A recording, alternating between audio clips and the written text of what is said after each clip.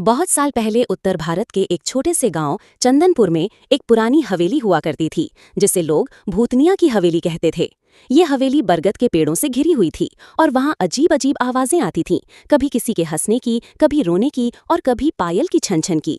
गांव में एक मान्यता थी कि उस हवेली में एक औरत की आत्मा भटकती है, जो बरसों पहले वहां मारी गई थी। उसका नाम था राजेश्वरी, एक सुंदर और शिक्षित युवती जो जमींदार की इकलौती बेटी थी।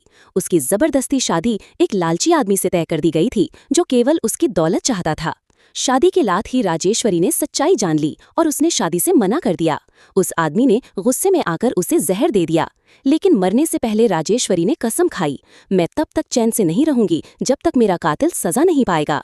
उस रात के बाद से हवेली में अजीब घटनाएं होने लगीं। जो भी वहां रात बिताने जाता, सुबह पागल हो जाता या फिर गायब। कई लोगों ने हवेली की खिड़कियों में एक औरत की परछाई देखी, सफेद साड़ी में, बिखरे बाल और आंखों में जलन भरा गुस्सा। कई साल बाद शहर से एक इतिहास का छात्र आरव रिसर्च करने गांव आया। उसने हवेली के बारे में सुना और उसे यकीन नहीं हुआ कि आज के जमाने में लोग भूतों पर विश्वास करते हैं। उसने ठान लिया कि वो खुद हवेली में एक रात बिताएगा। गांव वालों ने बहुत समझाया, लेकिन वो नहीं माना। उस रात आरव अपने कैमरा, टॉर्च और नोटबुक के साथ हवेली में घुसा। पहले कुछ घंटे सब सामान्य रहा, लेकिन जैसे ही घड़ी ने 12 बजाए, हवेली में हल्की हल्की ठंडी हवा चलने लगी। दरवाजा अपने आप बंद हो गया। फर्श से पायल की आवाजें आने लगीं। आरव ने कैमरा घुमाया तो अचानक उसे एक धुंधली परछाई दिखी, एक औरत जो सीढ़ियों से उतर रही थी। उसके चेहरे पर गहरा दुख और गुस्सा था। आरव डर से कांपने लगा। वो औरत उसके पास आई और बोली, तुम डरते क्यों हो? मैं किसी निर्दोष को नुकसान नहीं पहुंचाती। मेरा कातिल आज भी जीवित है। मेरी कहानी दुनिया को बताओ।